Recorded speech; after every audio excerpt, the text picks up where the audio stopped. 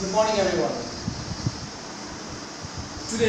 Yesterday we have learned about the past speech. So, the first part of speech is noun. So today we learn about the noun in detail. Well, we know noun is a naming word like name of person, name of things, name of places. Right? So today we learn about the kinds of noun. So how many types of nouns are there? Kinds of noun. Well, for example, मैं आपको बताऊंगा कितने तरीके के noun होते हैं. Noun can be classified into five types. First is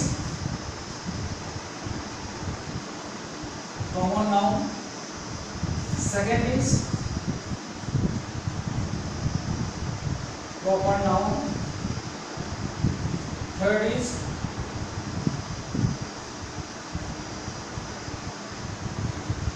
material noun. Fourth is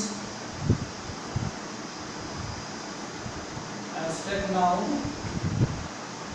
and fifth is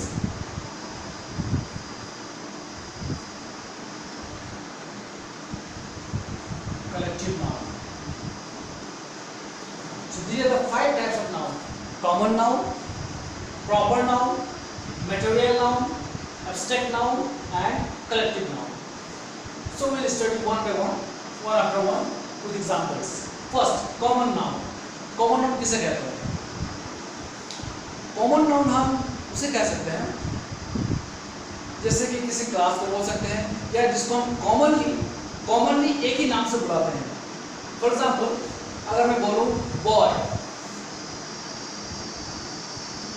हर कोई जानता है बॉय कॉमन नाउन है. हम बॉय को बॉय ही बोल सकते हैं. मतलब सपोज हमने कह दिया हाँ वहाँ बॉय है, एक लड़का है, तो सब समझ जाएगा यस बॉय. ठीक है. उसी तरह गर्ल. अब क्या है ना, बहुत सारे हैं लेकिन कॉमन नाम उसको बोलेंगे जो बहुत सारे हैं, अलग अलग है, लेकिन हम उसको किसी एक नाम से सबको इसको बुला सकते हैं. जैसे मैंने कहा बहुत सारा बॉय है, राम है, रहीम है, योगेश है, शहीद है. गर्ल्स में अगर बोला है तो भी गीता है, सॉरी सीता है, किसी भी गर्ल्स का नाम ले लो. अगर कहने का मतलब ये है तो गर्ल्स बहुत सारे हैं, बॉयज बहुत सारे हैं, लेकिन हम सबको एक नाम से बुला सकते हैं. जैसे कोई भी लड़का हो हम उसको बोलते हैं बॉय, और कोई भी लड़की हो अलग अलग नाम का हो लेकिन हम उसको बुला सकते हैं गर्ल. तो ये है कॉमन नाउन. जैसे कि हम एग्जाम्पल और दे रहे हैं आपको. अगर हम बोले जैसे देखो इंडिया है, पाकिस्तान है, चाइना है, श्रीलंका है, भूटान है, ब्रिटेन है, एंड मेनी अदर कंट्रीज. तो ये सब क्या है, अलग अलग कंट्री है, तो इसको हम सबको एक नाम से बुला सकते हैं. क्या है वो? कंट्री, देश. एग्जाम्पल और एक बता रहा हूँ, हर कॉमन नाउन का एक प्रॉपर नाउन होता है, और you can say vice versa, her proper noun का एक कॉमन नाउन होता है. कहने का मतलब है हम जो भी प्रॉपर नाउन लेंगे उसका कॉमन नाउन उसका जाति होगा, यानी क्लास होगा. ठीक है. जैसे एग्जाम्पल बताऊंगा, प्रॉपर नाउन देखते हैं. कॉमन नाउन भी बताऊँ, आपको पता है फ्लावर बहुत किस्म के होते हैं, rose, lily, sunflower, jasmine, lotus, tulip and many others. Right. लेकिन हम सबको एक ही नाम से बुला सकते हैं. क्या है वो? फ्लावर, फूल.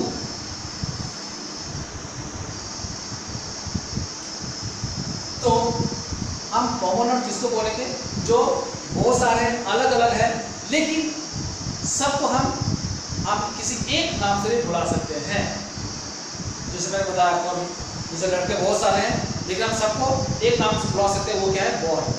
लड़कियां बहुत सारी हैं जिसको हम एक नाम से बुला सकते हैं, वो है गर्ल. उस तरह बहुत सारे फूल हैं दुनिया में, लेकिन हम सबको एक नाम से बुला सकते हैं, वो है फ्लावर यानी फूल. उस तरह कंट्री. तो हर कॉमन नाउन का एक प्रॉपर नाउन का मैंने आपको बताया अभी. तो जैसे बॉय, ये बॉय अगर कॉमन नाउन है तो इसका प्रॉपर नाउन क्या होना चाहिए? बॉय और लड़का, तो हम किसी लड़के का नाम ले लेंगे, राम. गर्ल, किसी लड़की का नाम ले लेंगे,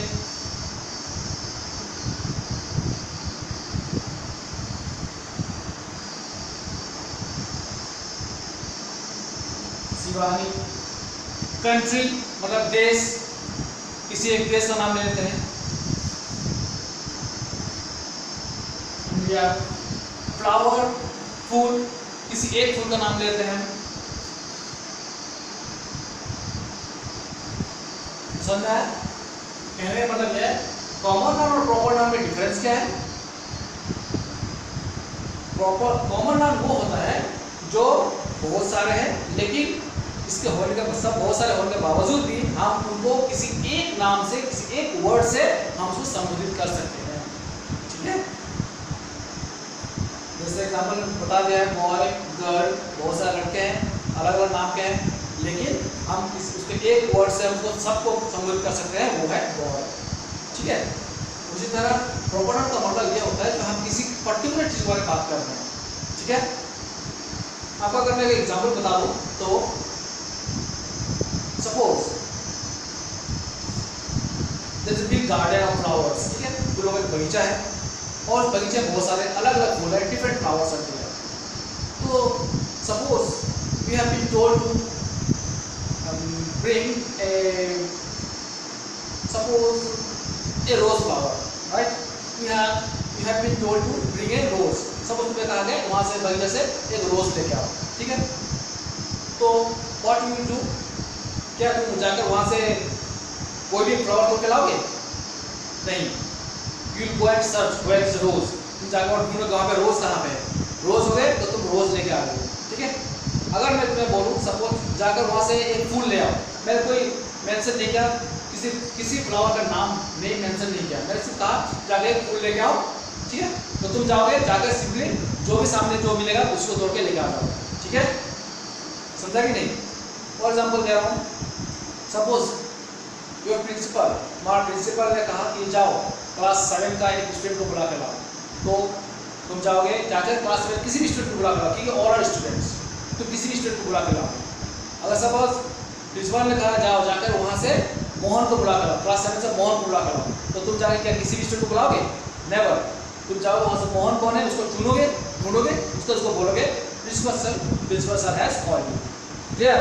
तो कहने का मतलब ये है जो कॉमन नाउन जो है हम कॉमनली सबको बोल सकते हैं, और प्रॉपर नाउन जो किसी पर्टिकुलर चीज के बारे में बात कर रहे हैं। Now come to third, that is material noun.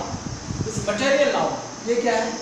Name of any metals, किसी भी धातु का नाम या फिर सब्सटेंस, किस अच्छे का नाम। जैसे कि एग्जांपल में द मोस्ट ईचेस्ट one iron, copper, gold and substance में अगर हम बोले floor etcetera. So these are the materials, iron, gold, copper, gold, silver, tin, zinc and many other metals and also substance। कोई भी वस्तु substance उसको हम बोलेंगे material noun. Now come to the most toughest one, the abstract noun। abstract noun का मतलब क्या होता है? abstract का मतलब होता है invisible, जो आप देख नहीं सकते, but you cannot understand या well, तो एब्स्ट्रैक्ट नाउन मतलब इनविजिबल, जिसको हम we can not see through our naked eyes, can not see, but we can feel inside our heart, inside our mind. जो चीज़ हम सिर्फ महसूस कर सकते हैं अपने दिल के अंदर, अपने ब्रेन के अंदर, अपने दिमाग के अंदर महसूस कर सकते हैं, वह सारा वर्ड को हम बोलेंगे एब्स्ट्रैक्ट नाउन, जो हम देख नहीं सकते। इसका मतलब ये मत कहना this is AR and AR is abstract noun, वो हमें महसूस होता है, राइट? नहीं, यह तो हमें टच करता है स्किन में, इसलिए हमें महसूस होता है, पर मैं उसके बारे में बात नहीं कर रहा। एब्स्ट्रैक्ट नाउन मतलब जो हम सिर्फ फील कर सकते हैं अंदर में। For example goodness, then hatred, then jealousy, then joy and many others। Example देखो, एब्स्ट्रैक्ट मतलब है गुडनेस, गुडनेस मतलब अच्छाई, किसी का अच्छाई जो हम देख नहीं सकते बट हम फील कर सकते हैं, यस, उसका अच्छाई को हम फील कर सकते हैं, यस, वो आदमी ऐसा दिमाग फील कर सकते हैं। हैट्रेड नफरत, दिखता है क्या हमें? नफरत दुनिया है, नफरत जा रहा है नहीं, तो नफरत दिख नहीं सकता, लेकिन क्या है हम फील करते हैं किसी के प्रति हमारा कितना नफरत है। जेलसी सेम थिंग, किसी के प्रति कितना जेलस है हम, या फिर जेलस तुम हो, वो हमको दिख नहीं सकता लेकिन हम फील कर सकते हैं। जॉय मतलब खुशी, खुशी जो है हम अपने अंदर महसूस करते हैं। यस, ठीक है। तो एब्स्ट्रैक्ट नाउन क्या होता है? जो हम देख नहीं सकते बट हम फील कर सकते हैं। Noun, collective noun, collective noun इसको बोलते हैं। कलेक्टिव नाउन वो वर्ड है जो किसी समूह का बात करता है। जब कोई चीज एक साथ बहुत सारा हो और उसको एक हम अलग नाम दिया है। जैसे बताओ, जैसे लोग हैं, बहुत सारे लोग हैं, हर आदमी का अलग अलग नाम है, तो वो नाउन है। लेकिन अगर बहुत सारे लोग एक साथ जमा है तो उसको क्या बोलते हैं? भीड़, है ना? तो भीड़ इंग्लिश में क्या बोलते हैं? क्राउड। तो क्राउड हो गया कलेक्टिव नाउन।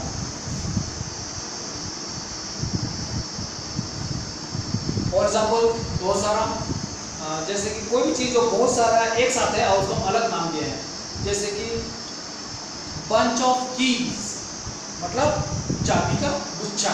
ये जो गुच्छा है, ये गुच्छा वर्ड जो है ये है तो कलेक्टिव नाउन, ठीक है। बंच, फॉर एग्जाम्पल जो एक साथ बहुत सारे अलग नाम दिए। टीम, टीम मतलब प्लेयर्स को होता है। Suppose cricket team, cricket team में कितने लोग होते हैं? सॉरी, क्रिकेट टीम में minimum 11 to 50, right? Squad to 50। तो उसमें क्या, टीम में क्या होता है? टीम में होता है एक से ज़्यादा। तो मैंने क्या कहा, जब एक से बहुत सारे हो, एक से ज़्यादा हो और उसको एक अलग नाम दिया गया हो तो उसको हम बोलते हैं कलेक्टिव नाउन। तो टीम हो गया,